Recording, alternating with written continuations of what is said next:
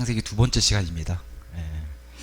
지난 시간에는 창조, 창세기 1장 1절 살펴봤는데 제가 1장 2절로 넘어가려고 하려다가 다들 아시다시피 1장 2절은 어마어마한 그런 내용들을 다뤄야 하기 때문에 제가 1장 1절에 그래도 우리가 하나님에 대해서 좀 더 살펴보고 그러고 넘어가는 게 좋겠다 생각이 들어서 오늘은 하나님에 대한 주제로 말씀을 나눌 텐데 특별한 건 없습니다. 오늘은 성경 구절들을 많이 얘기할 거예요. 근데 우리가 다 알다시피 하나님의 말씀을 이렇게 듣는 것만으로도 기쁩니다. 하나님은 어떤 분이신가 하면서 그 성경 구절에 대해서 이렇게 얘기할 때 이걸 들으면서 좋구나 이제 그런 생각을 가지면 좋을 것 같습니다. 태초에 하나님께서 하늘과 땅을 창조하셨느니라. 우리 믿음의 시작이 여기입니다. 우리가 그냥 태어난 존재가 아니라 이 세상에 이 하나님이란 단어 하나만 가지고도 이 세상의 모든 그 종교들이 가지고 있는 이론들을 다 물리친다고 얘기했어요. 신이 없다는 것도 거짓말로 만들 수 있고 세상에 신이 엄청 많다라고 얘기하는 것도 하나님께서 만드셨다라는 걸로 이제 유일신의 이런 입장으로 물리칠 수 있고 돌이나 나무나 이 창조된 모든 창조물들도 다 신이다 라고 얘기하는 이런 범신론도 그렇지 않다. 하나님께서 만드셨기 때문에 이런 것들 만들어진 창조물이지 창조주가 될 수 없다라고 하는, 그래서 범신론도 물리치고, 제가 지난 시간에 유물론에 대해서 설명을 건너뛰고 갔더라고요. 유물론, 이 세상에 정신, 영혼 이런 거 없다. 그냥 물질에서 물질 나와서 물질로 끝난다는 거예요. 여기서 공산주의가 나온 거예요. 그래서 기독교는 공산주의하고 양립할 수 없다라고 그래서 그런 얘기를 하는 겁니다. 공산주의랑 절대 같이 갈 수 없다. 유물론도 철저하게, 우리는 영적인 존재들도 다 있고 우리도 영과 혼이 다 있고 이 안에 성경이 그걸 얘기하지 않습니까? 그래서 이런 유물론도 안 되고, 당연히 물에서 세포가 발전이 돼가지고 물고기가 되고 거기서 다시 육지로 기어 올라와서 원숭이가 되고 원숭이에서 사람이 됐다고 얘기하는 진화론도 당연히 성립이 안 되고, 이 세상의 창조의 신이 창조한 후에 이 세상의 일에 관여 안 한다고 하는 이신론도 안 되고, 사람이 어떻게 이런 것들 하나님의 일들을 다 할 수 있냐라고 하는 불가지론, 우리는 할 수 없다라고 하는 것도 물리치게 됩니다. 왜? 하나님께서 모든 것을 창조하셨느니라 하고 시작이 됐으니까요. 지난 시간 어느 분이 저한테 이제 댓글로 문의를 해왔어요. 아니, 모세에게 하나님이 창조를 보여주시면서 봐라, 내가 이렇게 창조했다가 아니라 창조하시니라 이렇게 얘기했다는 거였어요. 제가 원어를 믿는 믿음이라면 우리랑 믿음이 다르기 때문에 얘기하는 것 자체가 좋지 않은 것 같습니다. 계속 이렇게 서로 채빨기만 도니까. 저는 킹제임스 성경을 신뢰하고 여기서 과거라고 얘기해 주셨기 때문에 하나님께서 보여주시면서 모세야, 하나님께서 태초에 하늘과 땅을 창조하셨느니라 이렇게 말씀했다고 우리는 그렇게 믿습니다 라고 이제 그렇게 전달하고서 더 이상의 그런 논쟁을 하고 싶지 않다고 이제 답을 드렸더니 이제 더 이상 답은 달지 않더라고요. 모세에게 과거로 보여주셨다고 하는 근거를 대라 그래서 제가 창세기 1장 1절 다시 얘기해 드렸어요. 태초에 하나님께서 하늘과 땅을 창조하셨느니라. 말씀이 이렇게 되어 있는데 뭐 더 이상 어떻게 증거를 보여줘요. 이 말씀 그대로 다시 댓글을 달아놨어요. 그랬더니 그런 얘기를 안 하시더라고요. 우리에겐 말씀이 생명이고 이 말씀이 법이고 하기 때문에 그런 겁니다. 하나님은 반드시 존재하시는 분이시라는 거예요. 하나님께서 창조하셨기 때문에 그분은 반드시 계시며 그분께 가는 자는 그분께서 보상해 주는 분이심을 믿어야 한다. 근데 여기에는 조건이 있죠. 어떤 걸 가지고? 믿음으로 이것들을 받아들이라는 거예요. 이해해서 받아들이고 내가 생각해서 그렇게 생각할까 해서 받아들이라는 게 아니라 여기에는 반드시 믿음이 필요하다는 거예요. 눈에 안 보이시는 분이기 때문에. 그래서 믿음으로 가는 거예요. 그분께 가는 거는 믿음이 우리의 통로가 된다라고 얘기를 하는 겁니다. 믿음으로. 근데 이제 고린도전서 2장 14절, 그러나 본성적인 사람, 영어로는 내추럴 맨이라고 돼 있어요. 본성적인 사람, 그냥 이 땅에 태어난 사람은 다 이 상태라고 얘기해요. 본성적인 사람, 내추럴 맨이라고 얘기하는데, 이런 사람은 하나님의 영께 속한 것들을 받지 아니하느니라. 그러니까 세상 사람들이 이런 데 관심이 없는 거예요. 믿지 않는 사람들은 하나님 얘기를 해도 그게 믿어져, 당신 그걸 믿고 사는 게 진짜 답답해 이렇게 얘기한다는 거예요. 왜? 정말 그 속에 하나님의 생명이 없고 영께 속한, 하나님의 영께 속한 것들을 받아들이지 않기 때문에, 이런 영적인 일들은 그들에게 어리석음이기 때문이요. 어리석다고 여겨요. 옛날부터 그리스 철학자들도 그렇게 계속해서 얘기를 해왔고 어리석다는 거예요. 그는 그것들을 알 수도 없으니. 왜 그래요? 계속 밀어내니까 영적인 일에.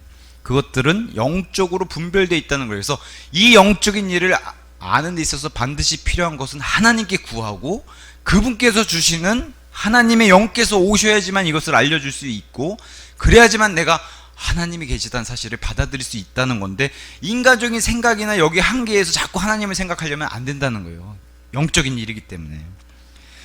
그리고 사람들은 변명거리를 만들 수 없다고 분명히 얘기했어요. 로마서 1장 19절. 하나님에 대해 알게 될 만한 것이 그들 안에 명백히 나타났다고 하지 않았냐. 분명히 있어요. 이 안에 있는데도 불구하고 왜 알 수도 없고 분별도 못하느냐고 이렇게 또 고린도전서에 기록을 해주신 건가요? 이렇게 얘기할 수 있는데, 로마서 1장 18절이 그 정답을 얘기해요. 왜 그러냐면은 믿지 않기로 작정한 사람은 이 안에서 불의 가운데서 진리를 꽉 누르고 있다는 거예요.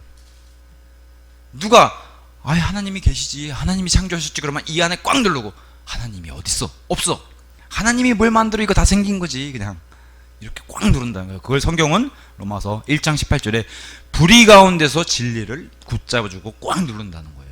이런 사람들 때문에 알만한 것이 있음에도 불구하고 알 수도 없고 분별을 못한다라고 하나님이 성경 말씀 주신 거예요. 그래서 하나님께 구하지도 않고, 믿지 않는 자가 반드시 하나님의 생명을 얻으려면 어떻게 해요? 그분께 구해야 되지, 엄한 데 구해서 이게 오는 게 아니라는 거죠. 그래서 하나님께 구하지도 않고 자기 생각 속에 이런 것들을 생각하려고 하지도 않고 일부러 애써 외면한다는 거예요.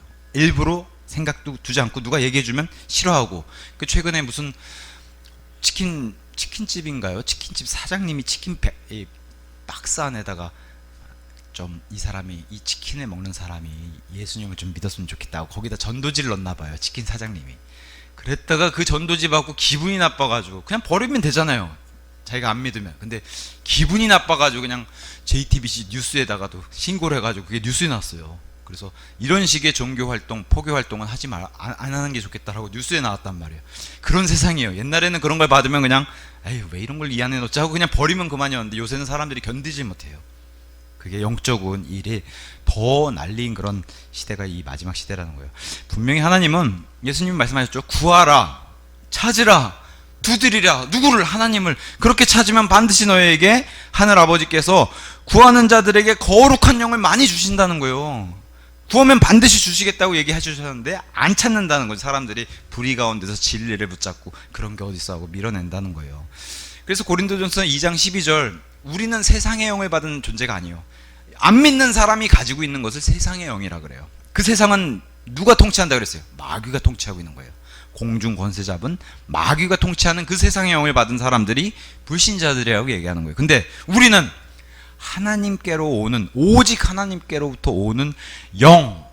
근데 이 영을 주시는 일은 하나님의 이 역사가 일어나야 된다고 이제 성경은 얘기합니다. 그래서 이 영을 받아야지만 하나님의 일들에 눈을 뜰 수가 있다. 그러니까 딴 데 가서 엄한 데 가서 할 필요가 없는 거예요. 누구께 이걸 구하면 돼요? 하나님께 구하는 거예요. 자, 시편 119편 160절에 성경은 이렇게 되어 있습니다. 오늘 창세기 1장 1절과 맞물리는, 당신의 말씀은 시작부터 from the beginning, 창세기 1장 1절 in the beginning 얘기하잖아요. 당신의 말씀은 시작부터 진실입니다, 참입니다, true, 이렇게 돼 있어요.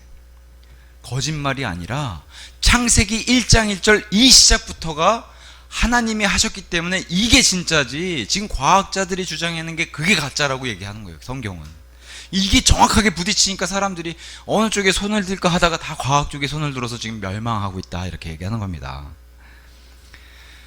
이것에 대해서 로마서 3장 4절에 뭐라고 얘기해요? 하나님, 진정 하나님께서는 참되시나 거짓말을 못하시니까 이게 진실이란 거예요. 모든 사람은 저마다 거짓말쟁이로다.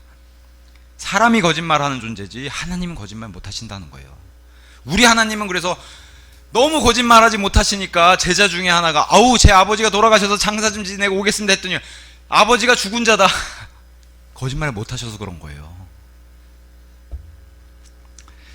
자, 지난 시간에도 일반계시와 특별계시에 대해서 얘기하는데, 일반계시는 이 세상의 자연 만물이나 이 모든 창조세계가 외치고 있는 게 일반계시라고 얘기해요. 특별계시는 하나님께서 기록해 주신 이 성경 말씀이 특별계시라고 얘기해요. 계시는 우리 가뭄이 들면은 논에다 물 대려고 이렇게 연못 같은데 물 받았는데 그게 막 줄어들잖아요. 가뭄이 들면. 그러면 밑바닥에 안 보이는 게 드러나요. 막 동전이, 동전이 저기 있었네 하고 동전 주술 수 있잖아요. 그렇게 드러나는 거. 근데 그게 물이 차 있으면 모르죠. 안에 동전이 있는 줄. 물이 다 없어져야지 동전이 있는 게 드러나잖아요. 그거를 계시라 그래요. 하나님이 밑바닥에 있는 이 안 보이던 것들을 이렇게 드러나서 밑바닥에 이런 게 있다라고 이렇게 알려주시는 걸 계시라고 얘기해요. 근데 이 자연 만물을 보고서 하나님을 알 수 있는 이 모든 것을 다 이렇게 드러내 주셨다는 거예요. 나무나 꽃이나 우리 이금순 어르신 꽃 보면 이쁘죠? 누가 그거 만드셨겠어요? 하나님이 만드셨다는 거예요. 짐승의 고양이 털도 얼마나 알록달록 이뻐요. 그 털 하나, 그것도 빠지고 나고 이런 모든 것 하나님이 다 그렇게 해놓으셨다는 거예요. 그런 것들을 들여다보면 하나님이 계시다는 걸 다 알 수 있게끔 만드신 게 바로 창조 세상과 창조물을 통해서 일반계시로 알려주셨다는 거예요. 그게 일반계시의 첫 번째가 자연의 증거입니다. 창조 세계. 그래서 시편 19편 1편에서 1절에서 이렇게 얘기합니다. 하늘들이 하나님의 영광을 선언하나이다. 이렇게 우리가 하늘을 쳐다보면 파란 하늘 이렇게 보이잖아요.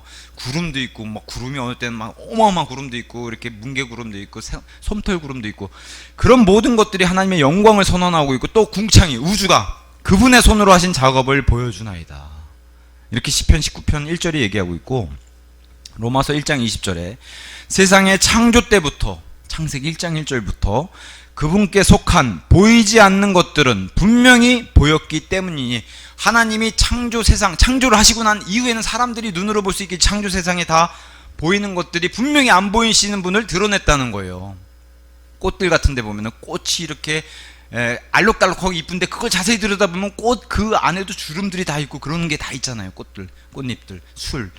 그래서 그런 것들을 보면서 하나님이 안 보이신 분이지만 분명히 이런 것들을 통해서 볼 수 있다는 거죠. 심지어 그분의 영존하는 권능과 신격까지도 만들어진 것들에 의하여 우리가 이해할 수 있다는 거예요. 어떻게 이런 것들이 그냥 생겼다고 할 수 있나? 어떻게 사람의 눈동자를 이렇게 들여다보면 이 카메라보다 훨씬 훌륭하고 이렇게 막 탁탁탁 돌아가잖아요. 눈동자가. 이런 것들이 어떻게 그냥 생겼다고 얘기할 수 있겠냐는 거예요. 이런 걸 들여다보면 볼수록 야, 이거는 엄청난 존재가 만들지 않고서는 이런 게 그냥 생겨났다고 얘기하는 것 자체가 너무 큰 거짓말이라는 거예요. 그래서 그러므로 그들에게 변명거리가 없느니라 이렇게 얘기하는 거예요. 하나님이. 이런 걸 통해서 그냥 생겨났다고 하면 그 사람이 너무 이상한 사람이지 그렇지 않다라고 이제 성경은 얘기하는 거예요. 또 하나의 일반 계시는 이런 창조물뿐만 아니라 내 안에 있는 양심을 통해서도 하나님을 알 수 있다는 거예요. 양심. 사람은 태어나면서도 이 양심을 가지고 태어나니까 아무리 사람이 못됐어도 사람을 때려가지고 아니면 강도짓하고 도둑질하고 살인하고 강간하고 이런 건 나쁜 거라고 안 배웠어도 내 본성적으로 알 수 있게 만들어 놓은 게 양심이라는 거예요. 유대인들은 이런 건 정말 나쁘고 너가 돌로 쳐맞을 이런 사형에 해당하는 벌들이다라고 율법으로 주셨잖아요. 아예 법으로. 이스라엘은 그 법을 가지고 있는데 저와 여러분 같은 이방인들은 그런 법이 없단 말이에요. 율법을 우리에게 주신 적이 없으니까. 이 세상의 모든 이스라엘 민족 빼고 다른 민족들은 그런 법을 주신 게 없어요.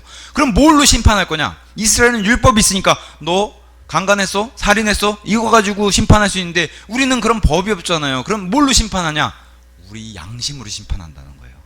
너 2000년 몇 월 몇 시 몇 시에 양심으로 너가 찔리는데도 불구하고 이걸 어기고 너가 이런 짓을 벌였지. 이게 하나님의 심판 방법이에요. 믿지 않는 이방인들에게는 양심이 율법이 돼가지고 양심에서 내가 생각하고 양심이 찔리거나 아니면 양심이 찌른데도 그걸 애써 누르고서 불법을 저질렀다던가 이게 하나님의 다 심판 방법이라고 성경이 얘기하는 겁니다. 그래서 로마서 2장 15절에 그들 마음속에 기록된 율법의 행위를 보여주는 게 있다는 거예요. 이방인들에게 그 양심이라는 그들의 양심도 증거한다는 거예요. 나중에 예수님 앞에 가면 믿지 않는 사람들이 양심이 다 보여준다는 거예요. 예수님이 딱 양심을 통해서 그동안 이루어진 일들을 다 하면은 그들의 생각들이 서로 고소한다는 거예요. 우리가 삶을 살면서도 이 양심이 서로 찌르잖아요. 이거 해도 돼 말아야 돼. 어우 빨간불인데 건너갈까 말까. 그죠? 양심이 다 이 안에서 싸워요. 근데 아유 사람들 없는데 그냥 건너가야지. 이건 양심을 내가 누르고 가는 거예요. 그런 일들까지 하나님이 다 심판하신다는 거예요. 사람의 법도 너가 안 지키는 이런 죄인이었다. 그 양심들이 서로 고소하는데 이 서로 변명하는 동안 그 증거물을 하나님이 가지고 심판하시되겠다. 이게 이제 이방인들을 두고 심판하시는 방법이에요. 아까도 얘기했죠. 불이 의롭지 못하는 불의 가운데서 진리를 꽉 붙잡아 놓고 이거 진리가 내 안에서 튀어나가지 못하게 하는 이런 자들을 성경은 양심을 거스른 자들이라고 얘기해요. 양심을 자기가 속이고, 빨간불이면 어때, 사람들 없는데 건너가야지, 이런 사람들이 불의 안에서 진리를 붙잡아주는 사람들. 디모데전서 4장 2절에서는 양심을 인두로 지진 자들이라고 얘기해요. 도대체 그냥, 아니 저렇게 죄를 지는데도 뭐 뻔뻔해요. 우리 정치인들 그러잖아요. 뻔뻔하잖아요. 당초에 그 사과 한마디 안 하잖아요. 정치인들은 그 잘못했습니다, 죄송합니다, 이거 한마디가 힘든 것 같아요. 양심을 그냥 엄청나게 죄를 저질러 놓고도 떳떳하게 난 그런 적 없습니다. 양심을 인두로 지진 자들, 이런 사람들을 성경이 얘기하고 있습니다. 이런 자들 가운데 특히나 뭐 그리스의 수학자들, 철학자들, 과학자들이라고 얘기하는 사람들이 하나님을 대적해서 하나님을 안 믿으면서도 나는 스스로 지혜로운 사람입니다. 소크라테스도 그랬고요, 아리스토텔레스도 그랬고요. 그래서 사도행전 17장 23절에 사도 바울이 얘기하는 이 사람들에 대해서 뭐라고 얘기하냐, 그리스 아테네, 그 당시에도 최고죠. 그리스 아테네 최고의 학식이 있고 스스로 지혜롭다고 여기는 자들이 어떤 짓까지 했냐, 우리가 대접하지 않아서 섭섭해하는 그런 신이 있지 않을까 해서 만들어 놓은 게 저기 그리스서부터, 그리스 제우스 신부터 쭉 다 세워놨는데 혹시나 우리가 빼먹어서 섭섭하게 생각하는 신이 있을까봐 그런 신들도 섭섭하게 생각하지 말라고 알려지지 않은 신에게라고 해서 이렇게 세워놓은 자들이 있다는 거. 이런 신들은 우리가 모르는 존재라는 거예요. 이게 아까 제가 말씀드린 불가지론, 사람이 어떻게 다 아냐 신들의 일을. 그렇게 해서 만들어놓은 신전도 있다는 거예요. 그래서 사도 바울이 불같이 화가 일어나가지고 너희가 알지 못한 신이 바로 하나님이다 하고 거기서 선포하는 게 바로 그리스의 선포하는 내용인데, 스스로 지혜롭다고 하는 헬라인들을 향한 경고가 바로 고린도전서 1장 19절에서 23절이 있는데, 이건 제가 읽어드릴게요. 근데 세상에 안 믿는 사람들도 별반 다르지 않다는 거예요. 이 모습하고 다들 이렇게 생각한다는 거죠. 똑똑하다는, 그 중에 가장 똑똑하다는 사람들이 이렇게 얘기한다는 거예요. 내가 지혜로운 자들의 지혜를 멸하겠고, 하나님 입장에서 이렇게 그리스 철학자 같은 사람들, 신중한 자들의 명철을 아무 쓸모없게 하리라 하였기 때문이라. 내가 이 사람들 지혜롭다고 스스로는 얘기하나 이걸 내가 무너뜨리겠다고 하나님이 얘기하시는 거예요. 지혜로운 자가 어디 있느냐, 율법학자가 어디 있느냐, 이 세상의 변론가가 어디 있느냐. 하나님께서 이 세상의 지혜를, 그게 철학이든 과학이든 어리석게 하신 것이 아니냐. 하나님 앞에서는 무용지물이고 하나님 앞에서 이런 거랑 견줄 수가 없는데도 불구하고 자기네들이 스스로 지혜롭다, 똑똑하다고 얘기한다는 겁니다. 이는 하나님의 지혜에 있어서 세상이 지혜로 하나님을 몰랐기 때문에 복음 선포에 어리석음을 믿는 자들을 구원하는 것이 하나님을 기쁘게 해드렸느니라. 철학자나 과학자나 십자가에서 흘리신 예수님의 피를 믿으면 구원받습니다 라고 얘기하면, 아니 어떻게 그렇게 허무맹랑한 걸 믿어요 라고 얘기한 사람들이, 이 철학자, 과학자, 이런 사람들이 그런 얘기를 한다는 거예요. 어떻게 그런 게 사람을 구원할 수 있냐고 얘기하는데, 하나님 뭐라고 얘기하세요? 십자가에서 예수님께서 흘려주신 피가 구원받는 게 맞다라고 얘기하시는 거예요. 철학이 틀렸다, 과학이 틀렸다, 이렇게 얘기하신다는 거예요. 내가 그걸 무너뜨리고 나중에 입증해 보이겠다라고 하나님이 얘기하시는 거란 말이에요. 그러면서 유대인들은 뭘 자꾸 보여달라고 그러고, 헬라인들은 우리는 그런 저급한 얘기 말고 고급스러운 얘기 좀 해달라는 거예요. 우주가 어떻게 탄생했고, 별들 사이의 거리가 어떻고, 이런 고급스러운 지혜를 얘기해달라는 거예요. 그게 지금 헬라인들이 추구했던 건데, 성경은 뭐라고 얘기하냐, 그러나 우리는 십자가에 못 박히신 그리스도를 선포하나니, 유대인들은 표적을 보여달라고 했다가 걸려 넘어지게 하는 장애물이 됐고, 헬라인들은, 이 그리스 철학자들은 어리석음, 이 십자가의 선포를 어리석음을 여겼기 때문에 그 사람들은 구원받지 못하는 그런 사람이 됐다는 거예요. 근데 하나님은 뭘 기뻐하세요? 십자가에서 예수님의 피를 흘려주신 거, 그걸 믿어라. 너희들이 죄인에서 의인이 될 수 있는 방법은 십자가의 그 복음밖에 없다. 그거 얘기하는 거예요. 그럼에도 하나님이 분명히 아담이란 존재를 자기의 형상대로, 제가 한번 질문 드려볼게요. 이 창세기를 공부하면서 질문하는 것 중에 제일 재밌는 게, 세상 사람들이 답을 못하는, 철학자들도 답을 못해요. 닭이 먼저인가요? 달걀이 먼저인가요? 이거 철학자들이 대답을 못해요. 닭이 먼저일까?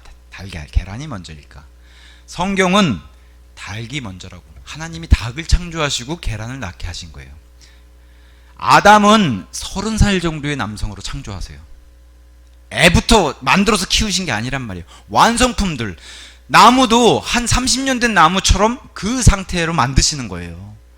물 주고 씨 뿌리고 물 주고 하는 게 아니라 하나님은 완성품 자체를 만들고 시작하신 분이세요. 아담도. 그래서 닭을 먼저 창조하시고 계란을 낳는 거예요. 성경은 이 답이 명확한데 세상은 지금도 싸우죠. 영원히 못 풀어요, 이 숙제를. 닭이 먼저인지 달걀이 먼저인지. 성경은 그 해답을 주는 거예요. 닭이 먼저라고. 자, 하나님의 형상대로 아담을 창조하셨는데, 그러다가 우리가 다 알다시피 뱀의 유혹에 의해 아담이 죄를 저질러서 타락을 했어요. 에덴 동산에서. 그래서 쫓겨났죠. 그럼에도 우리가 여전히 사람은 영혼 육의 구조를 가지고 있기 때문에 하나님의 흔적이 남아있어요. 하나님의 형상대로 지어졌기 때문에.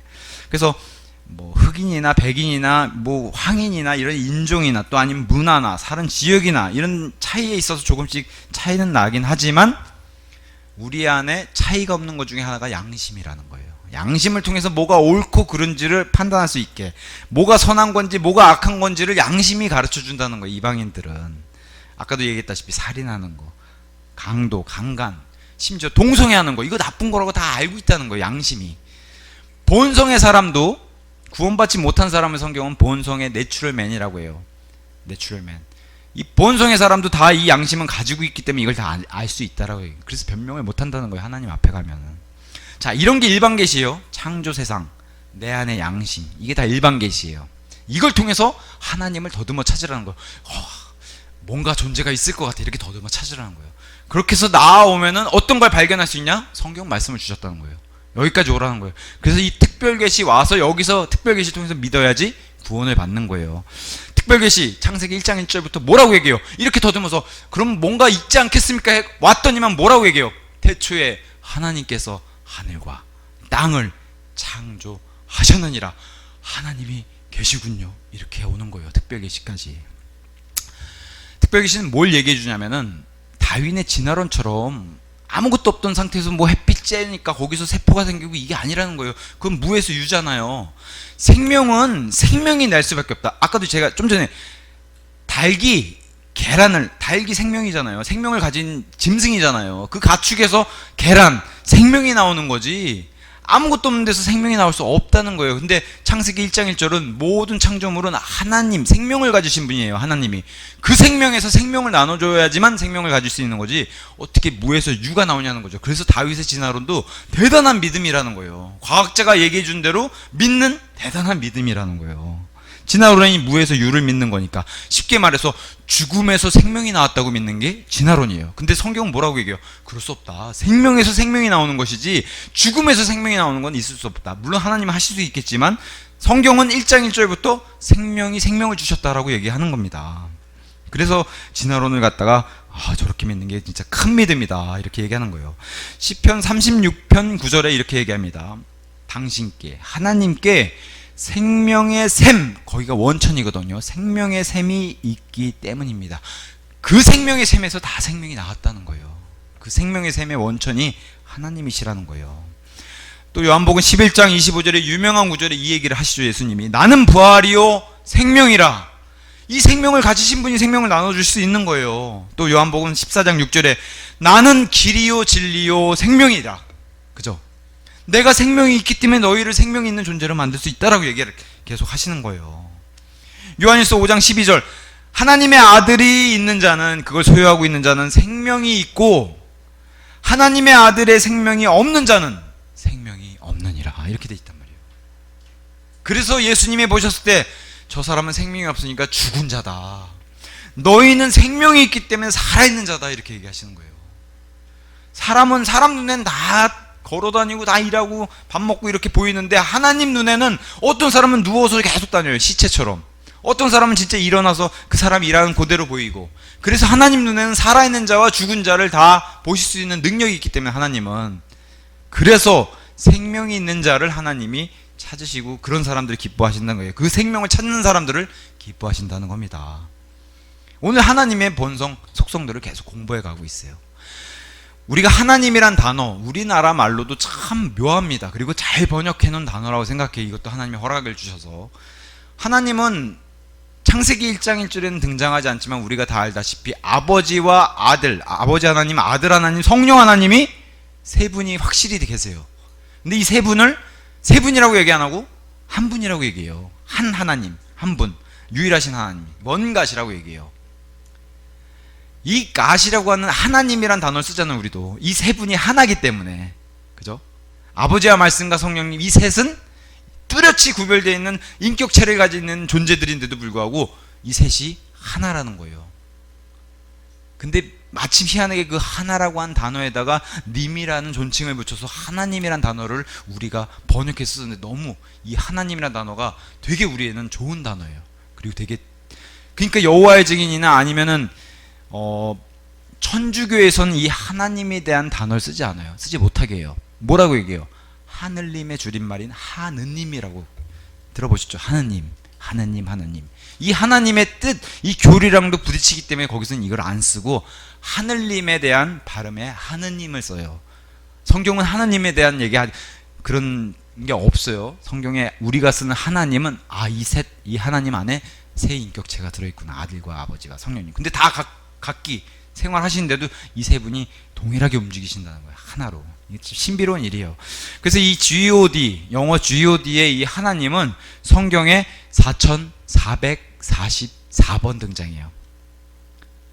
우연이 아니겠죠? 이렇게 등장시키는 게. 누가 이 성경을 기록해 놓고 디자인했겠어요? 하나님이 디자인하셨으니까 이렇게 4444번 기록했다. 이제 성경을 이렇게 알려줍니다. 하나님의 속성을 이제 공부할 텐데, 하나님의 속성은 영원하세요. 이분은 시간에 제약이 없고 영원, 이 세 분이 영원 전부터, 천사들도 없고 사람도 없고 지구와 우주도 없었을 때부터 혹은 세 분이 계셨고 영원 후까지 세 분만 계실 수 있는 존재인데, 그래서 영원하신 분이에요. 그래서 이분의 생명을 받으면 우리가 영원토록 사는 거예요. 그래서 영원하다고 얘기하는 거예요. 이분이 나눠주신 생명이기 때문에. 영원은 다른 말로 무한하다, 무한하다 얘기하는 거예요. 이분의 능력이 무한하고, 그래서 우리가 우주가 무한하다고 얘기하는 게 이분이 창조하신 게 이런 존재라는 거예요. 우주가 무한해요. 계속 뻗어나간다고 얘기해요. 인간의 능력은 이 한계를 찾을 수가 없기 때문에 이분이 만드신 게 그런 무한성, 영원성. 그 다음에 이분은 변하지 않아요. 사람처럼 손바닥 뒤집듯 마음이 변하고 좀 이따 거짓말하고 또 친한 척 붙었다가 이런 짓 안 한다는 거예요. 사람은 배알도 없나 왜 저래 이렇게 얘기할 수 있지만 하나님은 절대 그러신 분이 아니라는 거죠. 절대로 변하지 않는 불변성을 가지고 있어요. 또 하나님은 전능하세요. 다 하실 수 있는 분이세요. 전능함. 물론 하나님이 못 하시는 게 있어요. 죄에 관련돼서는. 그래서 거짓말은 못 하세요. 뭐 그런 면에 있었을 땐 전능하지 않을 수가 있겠지만, 죄에 관련되어 있는 건 하나님은 거리가 있고 하나님은 죄랑 상관없는 분이기 때문에 거짓말 같은 거 못 하세요. 하지만 하나님의 의에 속한 이런 것들은 다 하실 수 있는 전능함이 있으세요. 그 다음에 어디든 계세요. 어디든. 내가 숨을 수가 없어요. 아담이 죄를 처음에 저지르고, 왜 우리 애들 사고 치면은 집에 엄마 아빠 오면 언제 얘기해야 되나 이렇게 눈 보고 막 그러죠. 성적표라도 잘못 받아오면 이거를 드려야 되는데, 언제 드려야 되나, 기분 좋을 때 드려야 되는데. 그게 아담도 똑같았어요. 죄를 저지르고서 도망다녔단 말이야. 하나님 시선에서 피하려고 저기 나뭇잎 가리고. 근데 그래도 도망갈 수 없다는 거예요. 하나님 눈앞에서는. 우리는 CCTV가, 범죄자들이 그렇죠. CCTV 없는 데 가서 CCTV 있는지 확인해보고 미리 범죄 하려고. 그러고 그런 데 가서 범죄를 저지른단 말이에요. 근데 하나님은 CCTV랑 비교도 안 될 정도로 어디에나 다 지켜보고 있다는 거예요. 그래서 이분은 두려워해야 된다는 게 지혜로운 거랍니다. 무소부재 어디에나 계시다는 겁니다. 그래서 이분은 광대하신 분이다 이렇게 얘기해요. 광대하신 분이다. 어디나 계시기 때문에 광대하신 분이다. 그리고 모든 것을 다 하시는 분. 심지어 사람의 마음도. 마귀도 사람의 마음은 몰라요. 마귀도. 근데 사람의 마음을 살피실 수 있는 분은 하나님이세요. 그래서 전지하다 그래요. 그래서 전지전능 같이 붙여 쓰죠. 모든 걸 다 하시고 모든 걸 하실 수 있는 분. 전지전능하다. 이제 뭐 더 세세하게 들어가 볼게요. 하나님은 영원하시다, 무한하시다. 시편 90편 2절 이렇게 돼 있습니다. 산들이 생성되기 전이나 실로 당신께서 땅과 세상을 형성하시기 전, 세 분만 계시잖아요. 땅과 세상, 이 우주를 만들기 전, 곧 영원부터 영원까지, from everlasting to everlasting, 영원부터 영원까지 당신께서는 하나님이십니다. 우리를 만들지 않으셨어도 이분들만 계셨을 때도 영원부터 영원까지 이분들은 존재하는 그런 분이라는 거예요. 그 말 뜻을 우리가 알아듣게 주신 이름이 바로 여호와예요.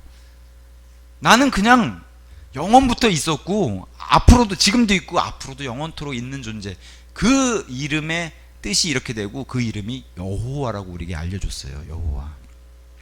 신명기 33장 27절에는 또 이렇게 얘기합니다. 영존하는 하나님께서, 영원히 존재하시는 하나님께서 너희의 피난처가 되시나니 그 아래에는 영원하신 팔들, 강한 그 팔들이 있도다.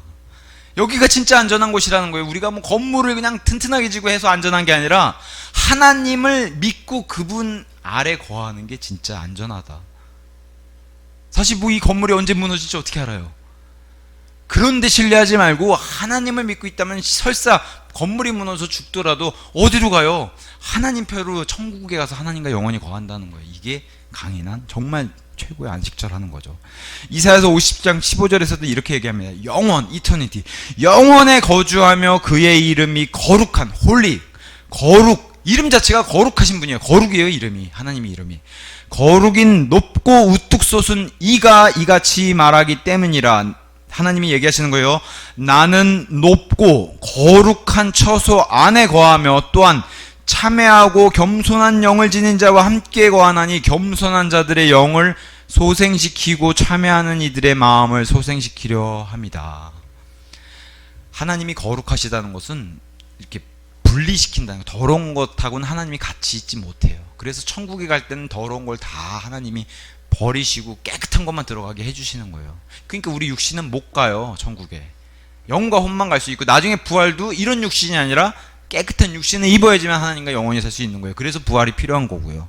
하나님 편에서는 죄가 들어가면 안 돼요. 죄는 하나님이 싫어하시고 하나님 계신 곳엔 죄가 들어갈 수 없기 때문에. 그래서 그것을 하나님이 우리에게 알려주신 게 거룩한 분이시다 이렇게 알려주는 거예요, 성경이. 근데 이분이 뭘 찾아요? 참회하고 겸손한 영. 하여튼 하나님은 교만한 거 싫어하세요. 교만한 거. 아담도 이것 때문에 죄를 저질렀고 사탄도 이것 때문에 사탄이 된 거예요. 루시퍼가 교만해져가지고 하나님처럼 되겠다고 해서 그걸 굉장히 싫어하고 구원은 이런 사람이 받는다는 거예요. 마음을 제가 잘못했습니다. 이렇게 살면 안 되는데 하고 참회하고 하나님 죄송합니다. 겸손한 영을 가진 사람, 이런 사람을 찾아오신 거예요. 예수님이 이런 사람들 찾으러. 나는 겸손한 사람. 예수님이 가장 겸손한 분이시잖아요. 나는 마음이 온유하고 겸손하니 내게 와서 배우라. 저렇게 겸손한 분이. 그럼 그런 사람들 찾아다니신다는 거예요, 예수님께서. 하나님만 이러신 게 아니에요. 하나님은 아버지 하나님, 아들 하나님, 성령 하나님이 계시잖아요. 아들 하나님도 영원하다고 얘기해요. 그래서 그 이사야서 9장 6절 같은 데 가서 보시면 이분의 영존하는, 임마누엘로 태어나실 이분이 영존하신 분이다. 그래서 히브리서 7장 3절에 이 아들에 대해서 비슷한 존재가 창세기의 멜기세덱이라고 등장하는데 그냥 영원 전부터 시작도 없고 끝도 없다는 거예요. 근데 아들 하나님이 그런 존재고 우리가 믿는 예수님이 그런 존재라는 거예요. 하나님이시기 때문에. 시간이란 개념도 없을 때부터 저 영원 전부터 계셨던 분, 지금도 살아계시고 앞으로도 영원 후까지 우리를 영원토록 살게 해주실 수 있는 분. 그래서 그분이 생명을 주시니까 우리가 영원토록 살지, 안 그러면 지금도 콧구멍에서 하나님이 숨을 빼가시면 그냥 죽는 거예요, 사람은. 그래서 매일매일 감사를 드린 이유가 우리 콧구멍에 숨을 불어넣어 주시고 유지시켜 주시는 분이 하나님이시기 때문에 우리가 감사를 매일매일 드리는 거예요. 이거 빼가시면 그냥 죽거든요, 사람은. 그래서 목숨이 닿으면 죽는다 그러잖아요, 우리가. 그 숨을 주신 분이 하나님이신데, 그래서 창세기 나중에 공부하겠지만 아담에게 콧구멍에 생명의 숨을 불어넣어서 아담이 숨을 쉬었다 그랬어요. 그 숨을 동일하게 우리에게도 지금 이 시간에도 주고 계신 거예요. 자, 아들 하나님도 이렇게 영원토록 영원성을 가지고 있고, 근데 우리가 뭐 70, 80, 90, 뭐 100살 이렇게 이제 살 수밖에 없는 유한한 존재이기 때문에 이거를 이해하기가 참 힘들어요. 그죠? 어떻게 영원히 어떻게 할까? 영원히 산다는 게 무엇일까? 이게 우리에겐 어려운 문제고, 그래서 믿음의 영역이에요. 믿는 거예요. 이걸 이해하고 뭘 생각하는 게 아니라 영원히 있구나. 그렇게 해서 하나님이 그런 존재로 우리를 만들어 주셨구나. 그렇게 영원토록 사는구나. 믿는 겁니다. 믿는 거 다. 믿음의 영역이에요, 다. 빌립보서 4장 7절, 이걸 이해하려고 하지 말아라. 너희가 다 이해 못한다는 거예요. 하나님이 주신 말씀이에요. 지각, 명철, 언더스탠딩, 이 이해를 초월하는 하나님의 평안이 그리스도 예수님을 통하여 너희의 마음과 생각을 지키시리라. 다 이해하려고 하지만 하나님의 일들은 다 이해하기가 힘들어. 그러니까 어떤 분이 그렇게 얘기했어요. 다 다 이해하고 골치 아프게 머리 아플래? 아니면은 이해 못해도 하나님이 주신 평안함 안에 있을래? 그러면 그냥 믿고 평안한 안에 있으라는 거예요.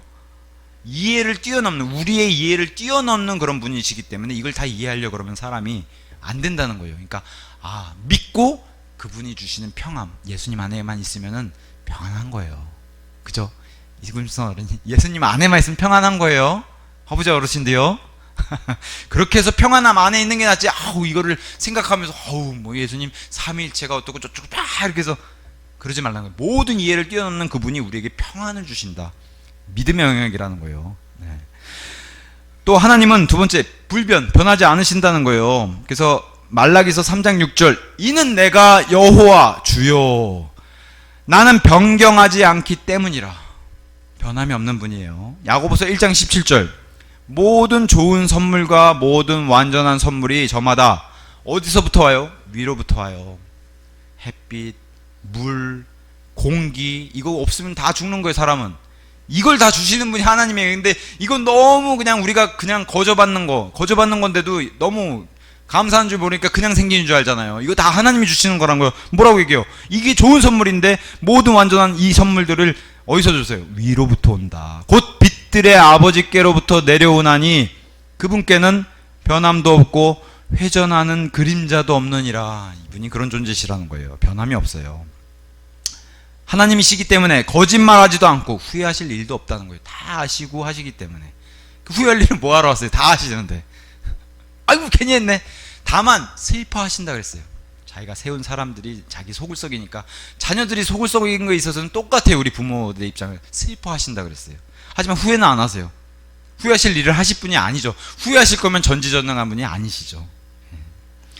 자, 하나님이 우리에게 주는 선물들, 아니면 내가 너를 이 일 때문에 불러서 세우고 이 일 때문에 일을 맡겼다, 이런 선물들과 부르시면은 하나님은 돌이킬 일이 없고, 다시 말씀드리면 후회할 일이 없는 거예요. 하나님은 전지전능하시기 때문에. 또 히브리서 13장 8절, 예수 그리스도는 어제나 오늘이나 영원토록 동일하시니라. 변함이 없으세요. 그게 하나님이시니까 변함이 없으세요. 사람은 그냥 오늘 그냥 철석같이 믿었다가 내일 배신당하면 이래서 검은 머리 짐승을 거두는 게 아닌데, 이런 얘기 하잖아요. 사람은. 하나님은 그러실 분이 아니시기 때문에, 그래서 성경은 계속 뭐라고 얘기해요? 하나님을 신뢰해라. 근데 사람은 사람들한테 기대가지고 다 그 개돈 떼이고 다 그런 거예요. 사람 믿었다가.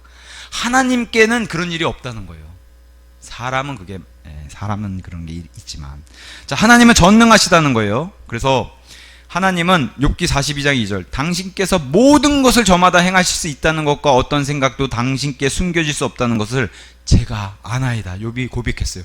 하나님 안에 이 마음속에 있는 것도 숨기지 못하고 다 아시니까 하나님은 어떤 것도 행하실 수 있다는 것을 제가 압니다. 이렇게 고백을 해요. 창세기 18장 14절, 이 사라가 이제 이 인간의 몸으로는 다 끝났어요. 애를 못 가져요. 나이도 들어서. 근데 하나님이 오셔가지고 나는 너를 아이를 낳게 할 수 있어 했더니 사라가 어떻게 제가 할머니인데 어떻게 아이를 낳아요? 그죠? 우리 화부자 어르신한테 아이를 낳았을 때 그러면 믿겠어요? 제가 할머니인데 어떻게 아이를 낳아요? 근데 하나님이 이렇게 얘기하세요. 죽게 너무 어려운 것이 조금이라도 있겠느냐? 없다는 거예요. 이분께는 불가능이 없다는 거예요. 그래서 실제로 할머니인 사라가 아들을 낳게 돼요. 다시 젊어지고. 그게 창세기 기록되어 있는 거예요.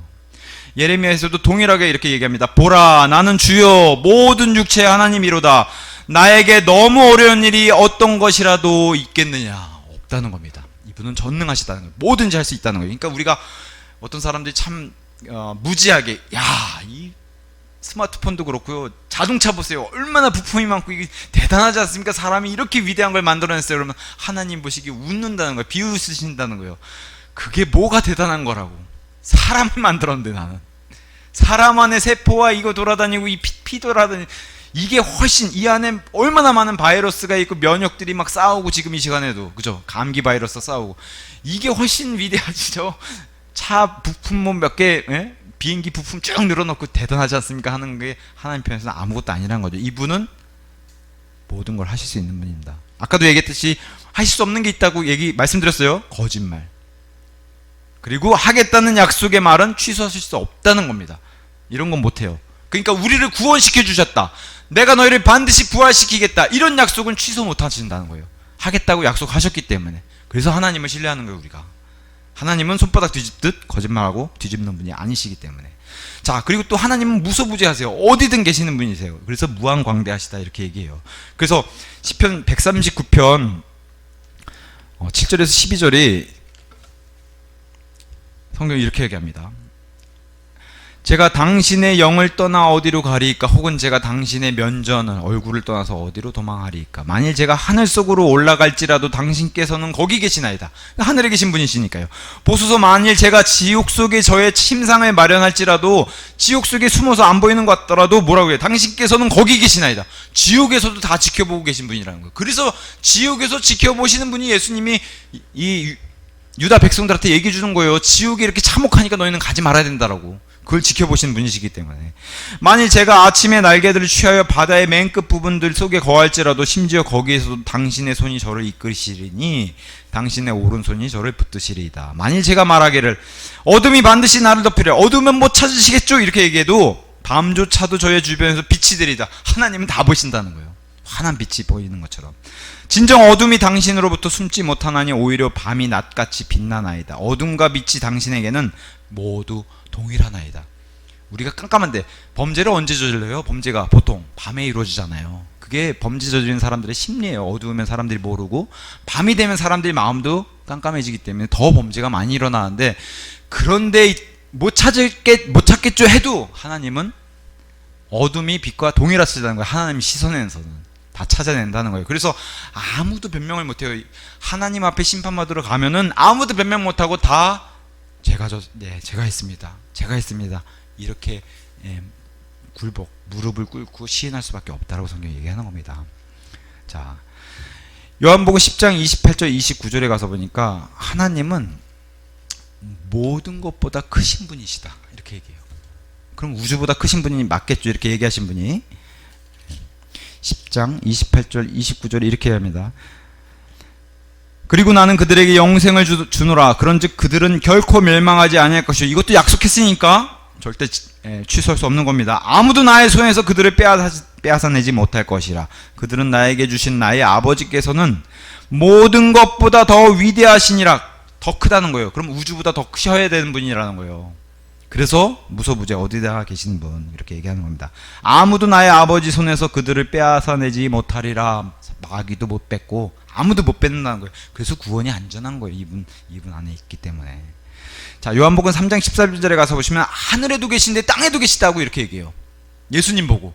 아니 분명히 니고데모랑 대화하면서 니고데모 앞에 계신데 하늘에도 계시다고 얘기해요. 이게 바로 무소부재입니다. 우리 안에도 있고 실제로 저 셋째 하늘에도 계시고 어디든 계세요. 제 하나만 계신 게 아니라 여기 계신 분들이 예수 그리스도의 생명을 가지고 있으면 여기 각 사람 안에도 다 계시다는 거예요. 이게 무소부재예요. 어디나 계실 수 있는 분. 예. 그리고 하나님께로 스스로도 올라가실 수 있는 능력까지, 이 전능함. 승천할 때 혼자 올라가실 수 있는 분이시라는 거예요. 그래서 이와 비슷한 사례로 에베소서 2장 6절, 너희가 지금 구원받았다면 너희를 하늘의 처소에 앉히신 분이 예수님이다. 근데 저와 여러분 지금 어디 있어요? 진주 영광침례교회 2층 예배당에 앉아있죠. 근데 어떻게 돼? 예수님 보시기에 너희가 실제로는 저 셋째 하늘 왕좌에 하는 예수님께서 앉히셨다. 그래서 우리의 영과 혼은 거기에 앉혀있는 존재예요. 천국 시민권을 가지고 있다는 거예요. 근데 실제로는 어디 있어요? 여기 있잖아요. 이런 비슷한 사례로 얘기해 주신 거예요. 예수님은 어디든 계실 수 있다는 무소부재. 그 다음에 하나님은 다 하시는 거예요. 그래서 시편 147편 4절 5절, 그분께서 별들의 수를 세시는도다. 우주의 별이 얼마나 많아요. 그걸 다 세시는 분. 이와 비슷하게 우리의 머리카락을 다 세세요. 이거 셀 수 있겠어요? 하나님이 세신다는 거예요. 그분께서 별들을 모두 그것들의 이름들로 부르시는도다. 우리는 그 이름을 다 그냥 붙여서 다 할 수도 없어요, 사람은. 근데 하나님이 다 그 이름을 붙이시고 다 부르고 계시다는 거예요. 본인이 만드셨기 때문에. 그리고 하루에 만드셨어요. 넷째 날 이 행성을. 자, 우리 주께서는 위대하시며 위대한 권능을 지니셨도다. 그분의 명철은 무한하시도다. 그분의 명철은 헤아릴 수도 없어요. 이분이 마음의 생각과 의도를 구분하시고 다 들여다보는 분이시라고 히브리서 4장 12절 13절에도 얘기하는 거예요. 사도 베드로는 뭐라고 얘기했냐? 아니 이분은 미리 아시는 분이다. 내가 좀 있다가 자신을 배신할 거를 아시더라. 나중에 그거를 생각하면 얼마나 기가 막히겠어요. 베드로가 아니 좀 있다가 내가 3번 부인한다고, 예수님을 3번 부인한다고 얘기했던 그 사건이 바로 터져가지고 새벽닭이 울 때 예수님이 그거를 말씀해 주신 것을 깨닫고 그냥 비통하게 울었어요. 베드로가 나중에 부활하시고 나서 예수님 다시 만나서 예수님이 3번 나를 사랑하냐 했을 때 얼마나 찔렸겠어요, 베드로가. 그래서 묘하게도 베드로가 베드로전서 1장 2절에 이런 얘기를 기록해 놓습니다. 베드로전서 1장 2절에 베드로가 얘기하면 이게 확 와닿아요. 1장 2절. 하나님 아버지의 미리 하심에 따라, 하나님은 미리 하시는 분이셔. 내가 3번 배신할 것도 미리 하셨어. 그래서 베드로전서 1장 2절에 미리 하심에 이 증언을 베드로만큼 할 수 있는 사람이 누가 있겠어요. 사도행전 2장에 가서 베드로가 설교할 때도 이 내용을 얘기를 하는데, 이때도 미리 하심에 대한 내용을 사도행전 2장 23절에 이렇게 얘기해요. 하나님의 확정적인 계획과 미리 하심에 의하여 넘겨지신 그분을 너희가 붙잡았고 사악한 손으로 십자가에 못 박아 살해하였도다. 하나님은 미리 하시기 때문에 이런 일 다 하시고 다 하신 거야, 이렇게 얘기해요, 설교 시간에. 이 얘기를 베드로만큼 이해하고 베드로만큼 잘 설명할 사람이 누가 있겠어요. 미리 하심이 돼. 하나님은 전지하시고 다 하시기 때문에 다 내다보세요. 제가 간혹 이 지난주에도 조금만 이렇게 접촉사고가 났어요. 그래가지고 조금 뭐가 부서졌는데, 딱 부서지자마자 그 생각이 딱 들더라, 마음속으로. 아이고, 아버지는 다 아셨죠? 딱 그 생각이 들더라고요. 딱 그 순간에. 제가 이렇게 사고 날 줄 아실 텐데, 하나님은. 그런 생각이 딱 들더라고요. 하나님은 다 아시는 분이세요. 그래서 제가 더 조심히 운전하겠습니다, 이제 그렇게 기도를 드렸죠. 자, 하나님은 사람을 만드신 분이기 때문에 우리도 다 인격이 있잖아요. 그래서 인품을 다 우리도 판단을 하고, 사람 참 좋다 이렇게 판단하잖아요. 하나님만큼 좋으신 분이 없어요. 그래서 하나님은 인격적인 존재, 하나님은 아까도 얘기했다시피 거룩하신 분, 그래서 더러운 거랑은 같이 못 지내신 분이에요. 그래서 천국에는 깨끗한 것만 있어요. 금도 아주 이런 티 없이, 길이 금이에요. 길이 황금길이에요. 티 없는 길이. 그게 천국이라고 얘기합니다. 거룩한 분이세요. 그래서 출애굽기 15장 11절, 오 주여 신들 가운데 당신과 같은 이가 누구니까? 누가 당신과 같이 거룩함 가운데 영광스럽고 찬송들 가운데 두려우며 이적들을 행하니까? 하나님밖에 없다는 겁니다. 이런 존재는. 마귀들이 이걸 따라해봤는데 안 된다는 거예요. 이사야서 6장 3절에 가서 보니까 하나님 존재에서 땅으로 내려와서 이사야 앞에 스랍들이란 존재, 이상하게 생긴 날개 달린 존재가 와가지고 거룩하다 거룩하다 거룩하다 하나님을 그렇게 찬양하는 모습을 보여요. 이분은 그러신 분이다. 계시록 4장 8절에 사도 요한이 올라가서 천국에 가서 보니까 천국에도 또 하나님이 앉아 계신 그 왕좌 옆에 이상하게 생긴 그룹들이 날개를 이렇게 뻗고 거룩하도다 거룩하도다 거룩하도다. 우리가 창세기 찬송가 1장 1절 부르잖아요. 거룩 거룩 거룩. 그렇게 찬양한다는 거예요, 이 존재들이. 이런 분이시라고 이제 얘기하는 겁니다. 하나님은 의로운 분이세요. 보통 우리가 정의롭다, 공의롭다, 그죠? 의로운 분이세요. 시편 116편 5절, 주께서는 은혜로우시고 의로우시다. 진정 우리 하나님께서는 자비로우시다. 이런 분이시라는 거예요, 하나님이. 시편 145편 17절, 주께서는 자신의 모든 길에서 의로우시고 자신의 모든 역사들 안에서 거룩하시도다. 이런 분이시라는 거예요, 우리가 믿는 하나님이. 그러니까 그 의를 주시는 거예요. 의로우신 분이기 때문에 옳은 거를 주시는 거예요. 옳을 의. 하나님의 그 의를 주셔야, 우리가 그 의를 받아야 내가 구원받았구나 그러는 거예요. 우린 더러운 상태고, 우린 항상 불의한 존재인데 하나님의 의를 받아야지 구원을 받는 거다 얘기하는 거예요. 그래서 하나님이 이렇게 전가 의를 주시는 걸 기뻐하세요. 죄를 내게 다오. 죄는 내가 가져갈 테니까 나는 의를 줄게. 그래서 더러운 것들은 예수님께 입금하고 예수님은 깨끗한 이 의를 입금해 주시는 거예요. 그게 전가된 의라고 얘기했어요. 로마서 4장 3절에 이렇게 얘기합니다. 그러므로 성경 기록은 무엇이라 말하느냐? 아브라함이 하나님을 믿었더니 그것이 그에게 의로 여겨졌느니라. 이래서 구원받는 거예요.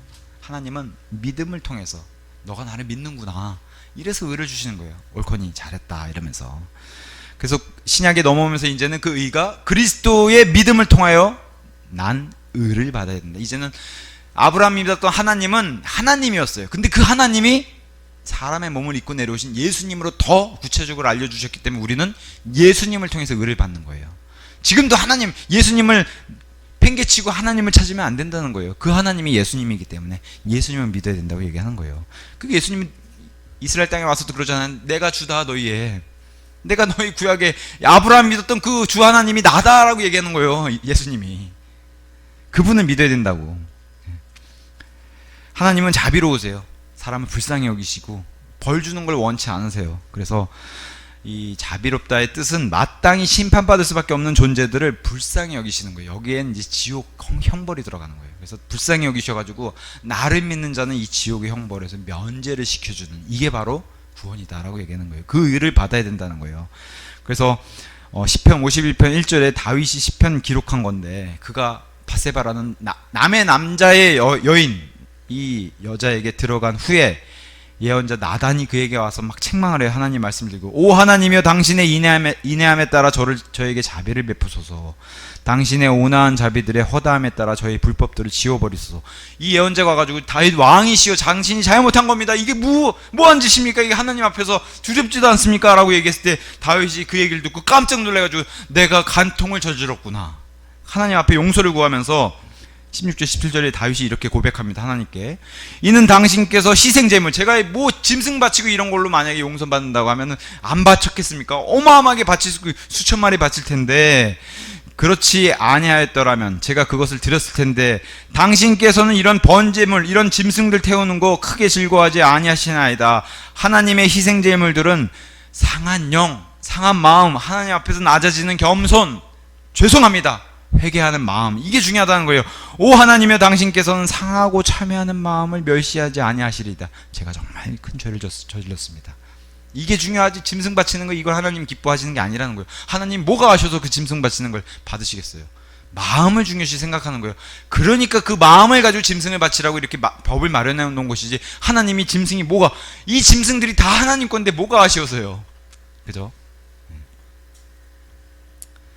그래서 하나님은 이런 너희들도 남들에게 이런 불쌍히 여기고 도와주는 마음, 이런 걸 품어야지, 이런 희생제물, 이거 했다고 내가 하나님께 할 의무를 다했다라고 뻐기고 나오는 거, 이런 거 좋아하지 않으신다는 거예요. 오늘도 예배 드려줄게요, 이런 거 원하시지 않는 거예요. 주여, 제가 지난주도 정말 죄를 저지르고 정말 어쩜 저는 이렇게 살 수가 있죠 하고 이런 마음을 가지고 나오시는 걸 좋아하시는 거예요. 이해하시겠죠? 예배에 나오는 마음 자체도. 자, 그럼에도 불구하고 하나님이 영원히 참지는 않으신다는 거예요. 그래서 지옥이 있어야 되고 이 형벌의 장소가 있어야 된다는 거예요. 그래서 요한복음 3장 36절, 하나님의 생명을 받아들이지 않는 자는 머리에 하나님의 진노가 있어요. 진노는 하나님이 반드시 심판하겠다는 그런 증표 같은 거라는 거예요. 반드시 심판하고, 더군다나 하나님의 심판은 영원하다는 거예요. 이것도 무서워요. 하나님이 영원한 성성을 가지고 있기 때문에 지옥도 영원해요.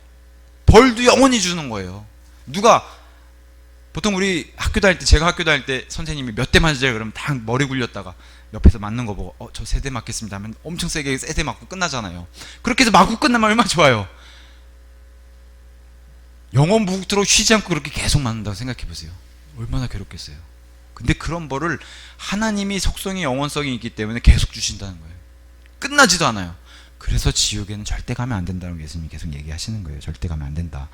영원토록 참진 않는다는 거예요. 그게 발현되는 곳이 지옥이라는 곳이에요. 하나님의 진노가 맹렬한 진노가 퍼붓는 곳이 바로 지옥이라고 하는 겁니다. 그래서 여긴 가면 안 된다라고 얘기하는 거예요. 진노를 피할 수 있는 유일한 방법은 뭐예요? 예수 그리스도의 피밖에 없습니다. 찬송도 있죠. 예수님의 피밖에 없다. 그리고 우리 하나님은 질투하는 하나님이세요. 자신의 백성이라든가 자신의 성도들이 우상 숭배하거나 마귀를 숭배하는 걸 하나님이 견디지 못했어요. 그래서 나는 질투하는 하나님이다 그래가지고 막 더 열심을 내요. 자신을 믿게끔. 그게 질투하는 속성을 가지고 계시다. 하나님은 사랑이세요. 근데 이거를 가장 오해하죠. 하나님은 사랑이시니까 잘못도 다 덮어주시겠지. 그런 사랑 아니에요. 하나님의 사랑은 잘못한 것은 반드시 지적하고 잘못에 대해서 책망하신 분이, 그게 하나님의 사랑이에요. 가장 그래서 오해하는 속성 중에 하나가 이 하나님의 사랑입니다. 하나님의 사랑은 질서 있는 사랑, 레일 위에서 가는 기차의 그런 모습에 질서 있는 사랑을 얘기하지, 레일을 벗어나서 막 아무 건물 부딪히고 하는 이런 무질서한 사랑은 하나님의 사랑이 아니라는 거죠. 그럼 다 망가지잖아요. 사람도 다치고 건물도 다치고. 이 레일을 벗어난 열차 생각해 보시면 하나님은 신실하세요. 믿음이 넘치시는 분이시라 항상 약속을 지키시고, 그래서 고린도전서 1장 8절에서 9절에 이렇게 얘기합니다. 그분께서는 또한 너희가 우리 주 예수 그리스도의 날에 비난받을 일이 없도록 끝까지 너희를 확고하게 하시리라. 하나님께서는 신실하시니 그분을 통하여, 예수님을 통해 너희가 그분의 아들이신 예수 그리스도 우리 주의 교제로 부르심을 받았느니라. 하나님 신실하기 때문에 이런 약속들을 지키시고, 신실하기 때문에 우리를 끝까지 지키실 수 있는 분, 이게 하나님의 신실하심이에요. 그래서 계절이 어김없이 돌아오죠. 해가 어김없이 뜨고, 하루만 해가 안 떠도 다 죽습니다. 그래서 어김없이 뜨는 이것을 하나님이 신실하시다, 언제나 변함없이 그 자리에 계신 분. 사람은 약속을 못 지킬 수 있잖아요. 어떤 사람이 참 모범적이고 성실해요. 어떻게 매일 아침 6시마다 저기 나와서 청소를 할까? 그럼 사람들은 성실한 사람 이렇게 얘기하죠.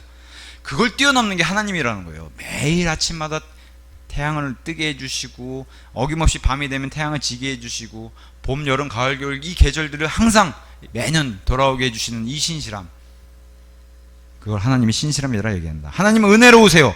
은혜 받을 자격이 없어. 이런 선물들을, 그런 사람들에게 하나님이 베풀어 주시는 사랑과 호의, 옛다 내 선물이다, 너희가 이걸 원하지 않느냐, 그게 바로 은혜라고 얘기해요. 은혜 중에 가장 큰 은혜가 천국의 선물입니다.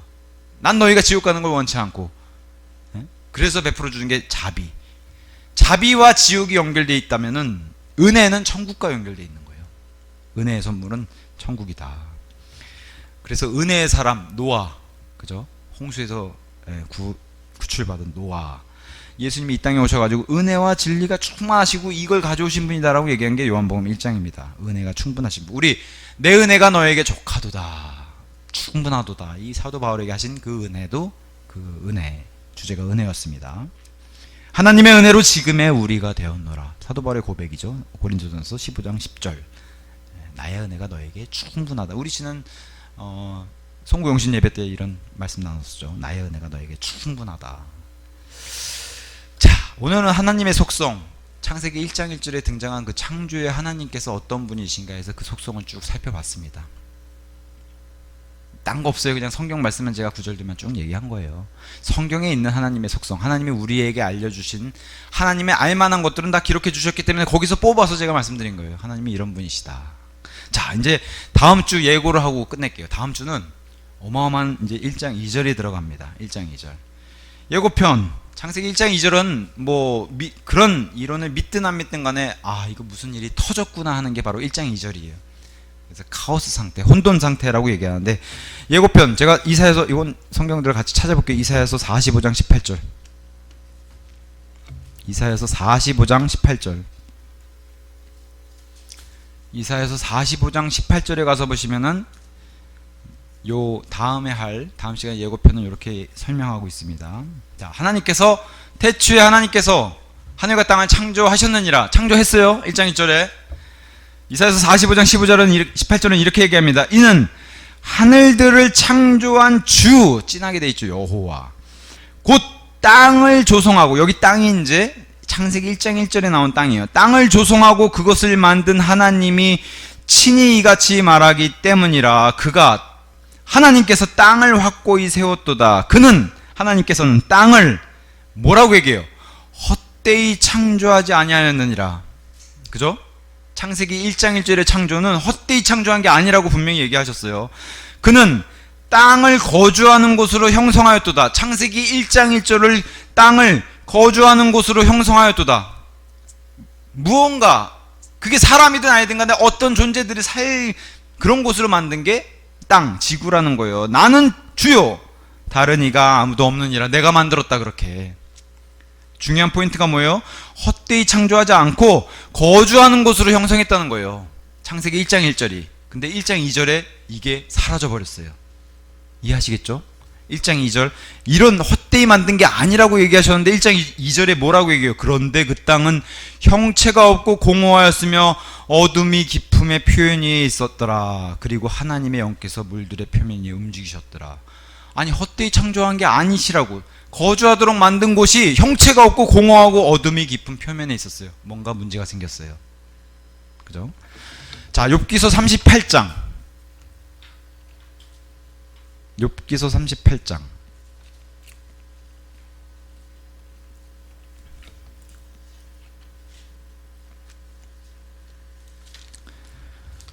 4절에서 7절. 욥기서 38장 4절에서 7절. 자, 하나님께서 욥에게 질문을 던지시는 거예요. 욥에게 하나님께서 직접 질문을 이렇게 하십니다. 내가 땅의 기초들을 놓을 때, 1장 1절이요. 창세기 1장 1절. 하늘과 땅을 창조하셨느니라. 그때 너는 어디 있었느냐? 욥은 창조되기도 전이었고 아담도 만들기 전이란 말이에요. 너는 어디 있었느냐? 만일 너에게 명철이 있다면 분명히 밝히라. 6절. 어디 위에 그것의 기초들을 고정시켰느냐? 아니면 누가 그것의 모퉁이 돌을 놓았느냐? 나 주 하나님이 이 모든 것을 창조했다. 창세기 1장 1절. 근데 1장 1절 창조할 때 땅 얘기 지금 하시죠. 하늘 얘기하는 게 아니라 땅 얘기하신단 말이에요. 지구. 언제 새벽별들이 함께 땅을 창조할 때 노래했고 하나님의 아들, 이게 다 천사들 얘기예요. 모두 즐거움으로 환호하였느냐? 그러면은 땅을 창조하기 이전에 천사들이 있어야 돼요. 그래서 창세기 1장 1절을 이렇게 나눕니다. 태초에 하나님께서 하늘 먼저 만드셨죠. 그죠? 이때 뭘 만드셨어요? 천사들. 그죠? 하늘을 창조할 때 하나님만 계셨었는데 천사들을 창조하시고 루시퍼라는 그 통치자도 만드시고 하늘의 무수한 천사들 만드시고 그 다음에 이 천사들과 함께 뭘 보여주세요? 땅을 창조하실 때 천사들이 찬양하는 것을 보여주는 거예요. 그게 욥기서 38장. 이해하시겠어요? 천사와 하늘과 천사의 영적 존재들을 만드시고 그 다음에 땅을 창조하실 때 그 완벽한 창조를 보면서 천사들이 노래했어요. 환호성을 질렀어요. 근데 2절에 뭐가 잘못됐어요. 뭐가 잘못됐는지는 이 루시퍼의 타락의 사탄의 그 내용이 거기에 이제 포함이 되어 있는 거예요. 자, 제가 좀 전에 1장 2절 읽었죠. 땅은 형체가 없고 공허하였으며 어둠이 깊음의 표면 위에 있었더라. 분명히 뭐가 안 좋아요. 내용이 안 좋아요. 근데 이 내용은 어떤 사람들은 아유 이거는 하나님이 이제 질서를 만드시려고 무질서를 보여주시는 겁니다. 이렇게 얘기하는데 하나님의 창조는 아까 제가 말씀드렸다시피 닭을 완성품으로 만드신 분이 완벽한 창조를 하시는 분이시지 이런 식으로 무질서를 만들어 놓고 질서로 만들어 놓은 게 아니라는 거죠. 오히려 이런 무질서에서 질서로 간다고 하는 엔트로피를 거스르면요 진화론이 돼요. 오히려 진화론이 그거예요. 사람이 점점 진화해가지고 신이 된다는 게 진화론이에요. 성경은 뭐라고 그래요? 세상의 시스템은 그런 시스템을 가지 않죠. 먼지가 쌓이는 안 좋은 걸로 간다는 거예요. 근데 그걸 역행한다고 얘기하는데 아니라는 거죠. 그래서 예레미야 4장 가서 볼게요. 예레미야 4장. 마지막 예고편 9절입니다. 예레미야 4장.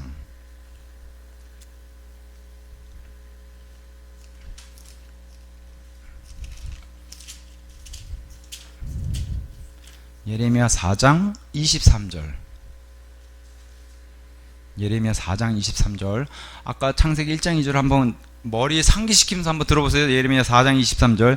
내가 땅을 보았더니, 여기 땅이 지구예요. 땅을 보았더니 보라 그것은 형체가 없었고 공허하였도다. 그리고 하늘들을 보았더니 그것들의 빛이 전혀 없었더라. 어둠이라는 거. 1장 2절과 동일하죠. 이건 심판받은 후의 얘기란 말이에요. 예레미야. 바빌론 심판. 하나님이 심판하시면 이런 모습이라고 성경이 알려줘요. 창세기 1장 2절에 뭔가 일이 터진 거예요.